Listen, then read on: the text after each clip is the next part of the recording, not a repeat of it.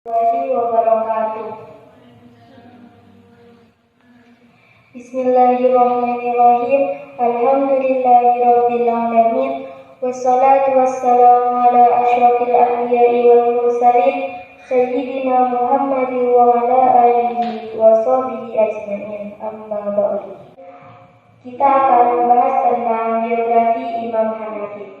Yang pertama, kita harus tahu dulu apa itu biografi dan siapa itu Imam Syafi'i. Biografi adalah kisah perjalanan hidup seseorang atau riwayat. Dan siapa Imam Hanafi? Beliau adalah tokoh yang pertama kali menyusun kitab fikih berdasarkan kelompok-kelompok yang berawal dari kesucian atau taharah, sholat, dan seterusnya, yang kemudian diikuti oleh ulama-ulama sesudahnya. Kitab Imam Hanafi yang sangat terkenal sampai saat ini adalah kitab fikih. Beliau mempunyai nama Nu'man bin Sabit bin Sultan bin Mahad At-Taimi. Dapat disebut juga dengan Imam Hanafi. Beliau adalah seorang pakar fikih yang lahir pada tanggal 5 September 699 Masehi di Kufah, Irak. Beliau wafat pada tanggal 14 Juni 767 Masehi di Baghdad, Irak. Dan selanjutnya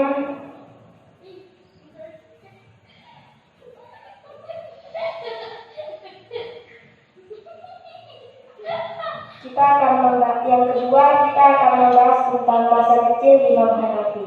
Dikisahkan saat Imam Abu Hanifah berusia 7 tahun, ada seorang ulama berilmu luas dan tiada bandingnya.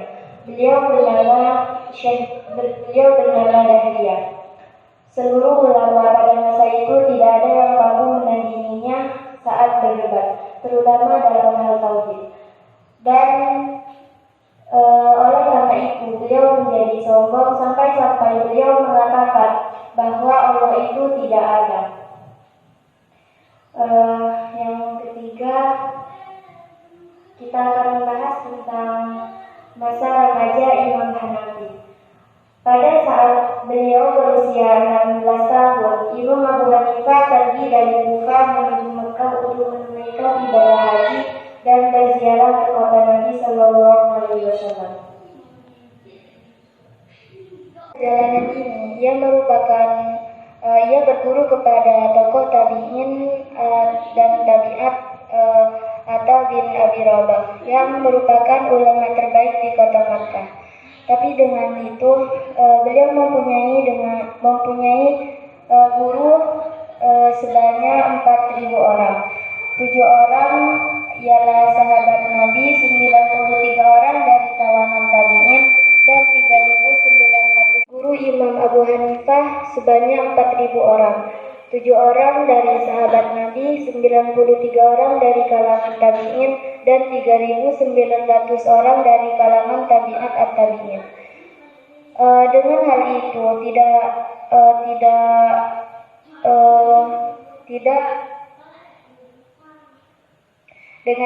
Dengan hal itu tidak heran karena beliau adalah keturunan dari Sabit yang merupakan orang yang sangat pintar, dan juga ayah beliau adalah seorang pedagang bulu kambing yang sangat terkenal. Imam Abu Hanifah menunaikan haji sebanyak 55 kali di Madinah Al-Munawwarah. Dan selanjutnya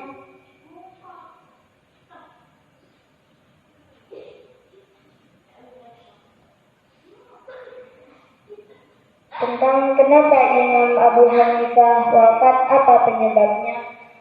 Imam Abu Hanifah wafat pada tahun 150 Hijriah dalam usia 70 tahun dengan meninggalkan seorang putra bernama Hamad. Beliau wafat dikarenakan bahwa beliau meninggal karena diracun. Hal ini diriwayatkan bahwa Al-Mansur memberi minuman racun kepada beliau, lalu beliau wafat. Yang mengatakan ini adalah Imam Az-Zahabi.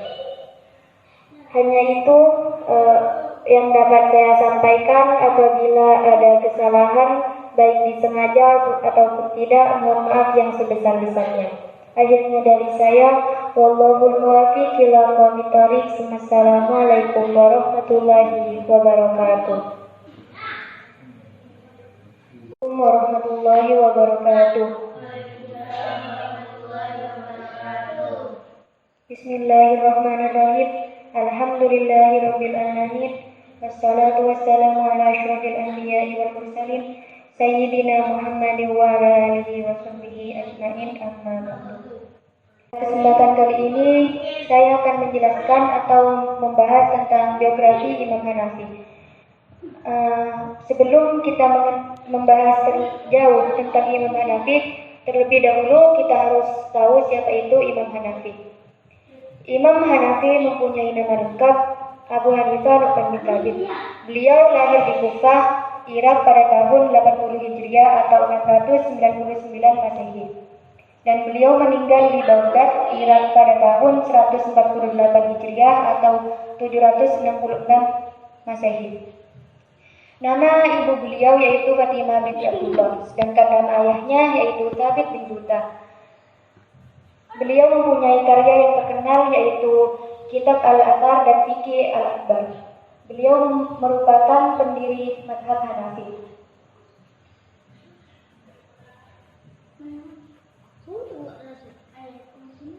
Masa kecil Imam Hanafi. Pada saat Imam Abu Hanifah masih berusia anak-anak, beliau sudah dididik untuk bisa melanjutkan bisnis keluarganya yang besar.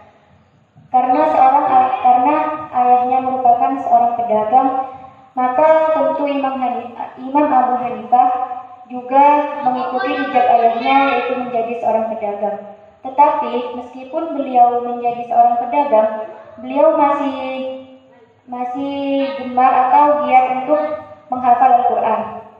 Jadinya tidak ayat jika waktu kecil beliau sudah hafal Al-Quran.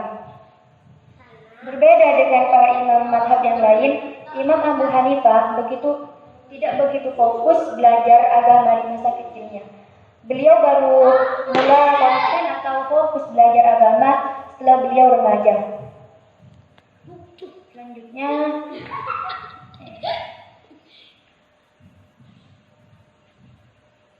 masa remaja Imam Hanafi. Di masa remaja, Abu Hanifah mulai menekuni belajar ilmu agama kepada ulama-ulama terkemuka di Kufah. Beliau berguru kepada Syekh Muhammad bin Abu Sulaiman selama 18 tahun dan Syekh Muhammad itu merupakan guru pertama Imam Abu Hanifah.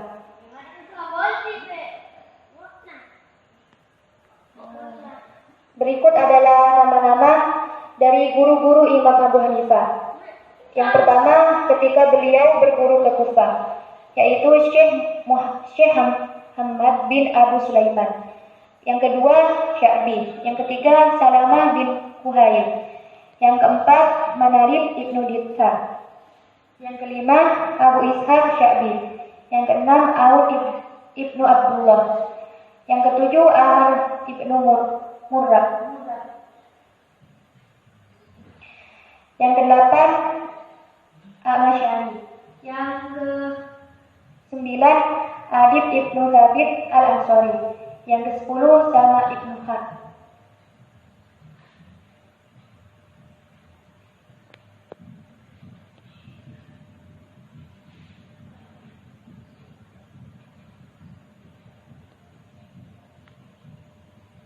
Yang kedua, beliau berguru ke Basrah. Di kota Basrah ini, Imam Abu Hanifah banyak mempelajari hadis dan juga ilmunya hadis. Di antara guru beliau adalah Syu'bah dan juga Sufyan Ats-Tsauri. Selanjutnya,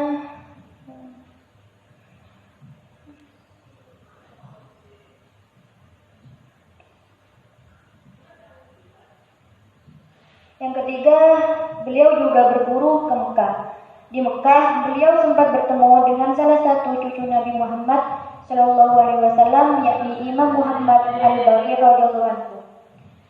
Imam Abu Hanifah menetap di Mekah selama kurang lebih 6 tahun untuk belajar fikih Ibnu Abbas dari murid-murid beliau.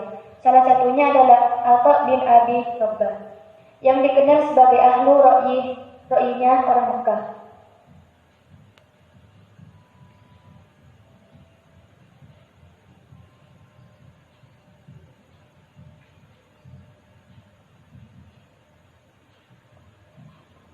Membahas tentang biografi Imam Abu Hanifah tentu tidak afdal jika tidak menyebutkan karya-karya besarnya Imam Abu Hanifah. Berikut adalah karya-karya dari Imam Abu Hanifah. Yang pertama yaitu Al-Faraid. Al-Faraid ini membahas sebuah kitab yang khusus membicarakan masalah waris dan segala ketentuannya menurut hukum Islam. Yang kedua, Asyurut, yaitu kitab yang membahas perjanjian.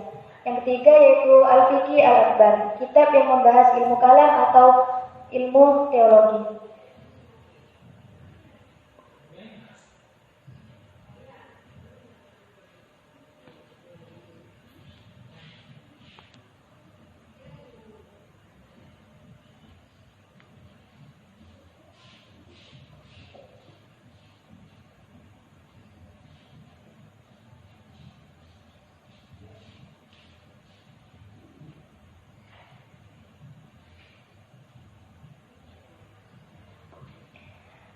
Imam Abu Hanifah menggunakan metode-metode yang digunakan dalam mengistinbatkan hukum, yaitu ada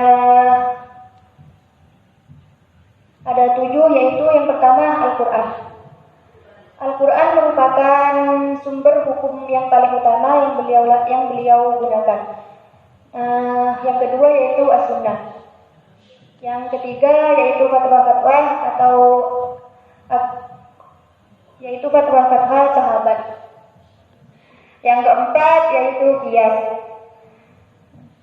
Yang kelima yaitu istihsan. Istihsan ini adalah menganggap sesuatu lebih baik menurut bahasa, sedangkan menurut istilah yaitu penetapan hukum terhadap suatu masalah yang menyimpang dari ketetapan hukum yang ditetapkan pada masalah-masalah yang serupa. Yang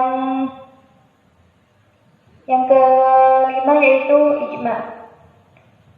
Yang terakhir yaitu urf atau adat yang berlaku di dalam masyarakat umat Islam. Selanjutnya saya akan membahas tentang wafatnya Imam Abu Hanifah. Imam Abu Hanifah meninggal pada bulan Rajab 150 Hijriah atau 767 Masehi, ketika beliau berusia 60 tahun, yakni ketika berada di dalam penjara karena memakan makanan yang telah diracuni. Beliau sempat dipenjara selama 2 kali karena beliau lahir di antara 2 bani, yaitu Bani Umayyah dan juga Bani Abbasiyah. Yang pertama, beliau dihukum karena beliau menolak untuk dijadikan menteri. Maka beliau dihukum dan dilarang untuk menyebarkan fatwanya. Dalam riwayat lain, beliau wafat bukan karena diracuni, melainkan dipukul di dalam penjara sampai beliau wafat. Imam Abu Hanifah disalatkan dikebumikan di Baghdad, yaitu di Irak.